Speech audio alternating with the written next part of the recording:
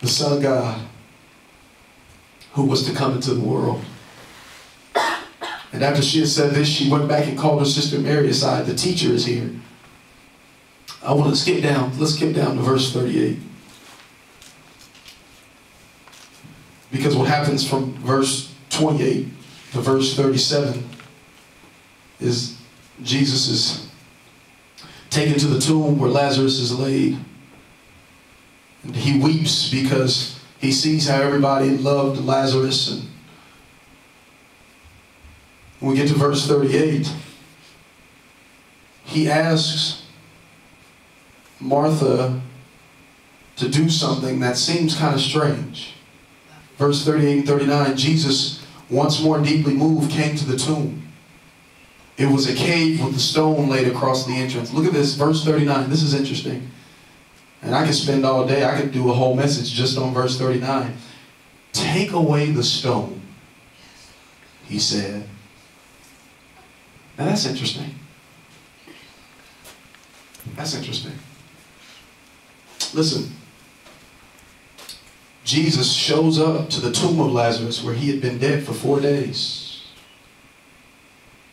There's a stone in front of the tomb. Jesus arrived to where Lazarus was dead with all intentions to raise Lazarus from the dead. But when Jesus gets to the tomb, there's a stone in front of it. Now, listen to this. Jesus, he was all powerful. Jesus could have easily spoken a word and the stone would have been obliterated. Jesus could have breathed some breath out of his nostrils and the stone would have been removed. Jesus could have vaporized the stone with the snap of his finger. But yet when he gets to the tomb where the stone is, he says, all right, I'm about to do all that I can do. But before I do all that I can do, I want you to do what you can do. There's something blocking me. There's something standing in my way. I'm about to work this miracle. I'm about to do something for you that you didn't even think was possible 2 days ago.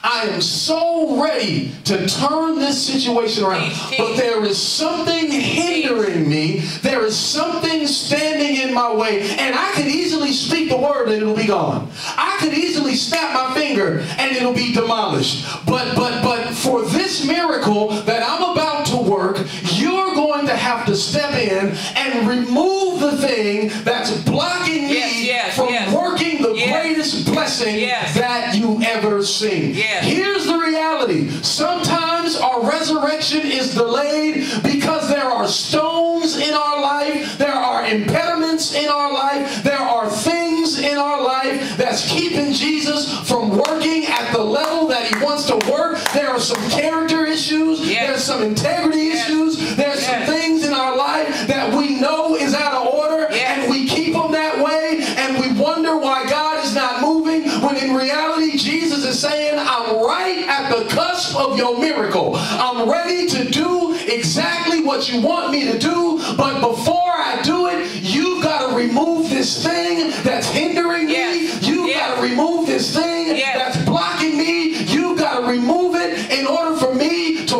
work the miracle of a lifetime. Jesus says, I can easily do it for you, but this is something you're going to have to go through. This is something that you see, you're the one that moved the stone there in the first place. You did it with your hands. And so I could easily remove it for you. But if I just took it out of the way, then it'd only be 3 months before you put it right back again. So in order for this miracle to be worked in the marvelous way that I want to work it, you got to remove the stone. What's the stone in your life that might be blocking the Lord from the miracle that he's trying to work for you? Now, it's clear why Martha didn't want to remove the stone. Look at this. She goes on in verse 39, she says, but Lord, said Martha, the sister of the dead man, by this time there is a bad odor, for he has been there for days. I can't remove the stone because what's behind it stinks. Wow. If I remove the stone, then I might be exposed. Wow. If I remove the stone, then some stuff is going to come out that might be nasty to people. If I remove the stone, then people are going to be affected by the mess that I got going on behind the stone. So Lord, can you just tiptoe around the stone a little bit? Because if you tiptoe around the stone, then maybe the stench of what's going on behind the stone won't be able to emanate out. Martha was more worried about the stench behind the stone than she was about the God in front of the stone, and she almost missed her miracle because she was worried about what was going on behind the stone. Touch somebody and tell them we all got issues. We all got issues. Behind our stones is some nasty stuff. We got skeletons. That's right. We got problems. Right. We got secrets. We got some stuff. People are saying rumors about us, and some of the rumors that they're saying are actually true. And we've covered up all the stuff that's going on with us with the stone. And so now the Lord is at the cusp of your miracle saying, I'm about to work and I'm about to do it. But before I do, you've got to remove the stone. And rather than saying, yes, Lord, work a miracle, I'm willing to be vulnerable in your presence. I'm willing to be transparent in your presence. I don't care what people think. I don't care what people say. Let them smell. As a matter of fact, they got some stuff too behind this stone. It doesn't matter. Rather than saying that, what you're saying is, Lord, no. I got a little too much going on. And if I remove the stone, then I'll be exposed. If you're going to receive a resurrection, you have to realize that the Lord is able and ready and willing to take that dead thing and bring it back to life again. Yes. But first the stone, and I don't know what your stone is, only you know. First the stone has to be removed. You have to lay before the Lord totally transparent. You have to allow him to do surgery on you regardless of what's going on inside of you. And you have to be totally vulnerable in his presence. Remove the stone, he said. She said, Lord, it stinks in there. Verse 40, then Jesus said, did I not tell you that if you believe, you would see the glory of God? Verse 41, so they took away the stone. Then Jesus looked up and said, Father, I thank you that you've heard me. I knew that you always hear me. But I said this for the benefit of the people standing here, that they may believe that you sent me. When he had said this, Jesus called in a loud voice, Lazarus, come out. The dead man came out, his hands and feet wrapped with strips of linen and a cloth around his face.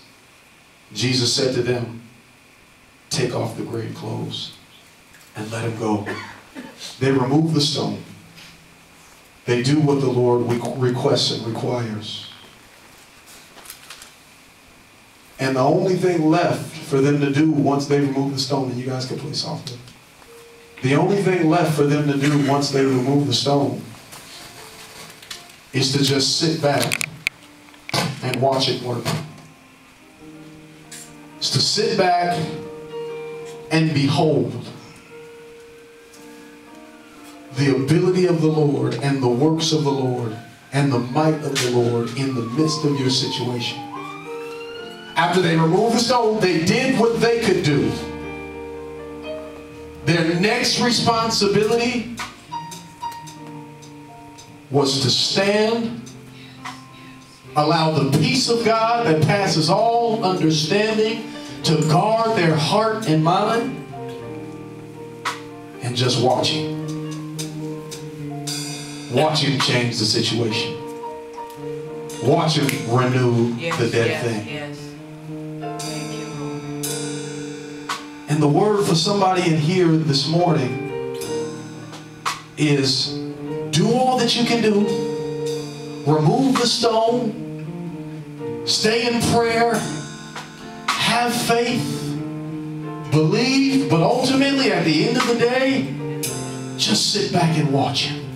Glory, glory, glory. Sit back and watch Him connect the dots in that confusing situation that you thought was hopeless.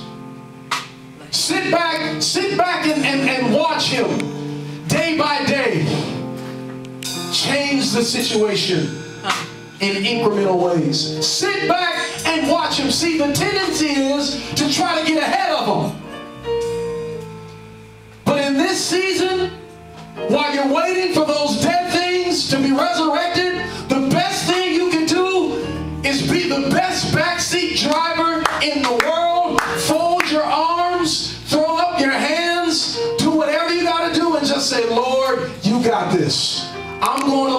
the ride. You're the one that's driving. Right. I'm just going to watch you work in my life. Keep a journal of how every day God does something.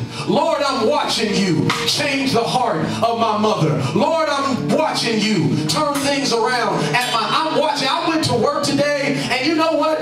My boss actually smiled at me.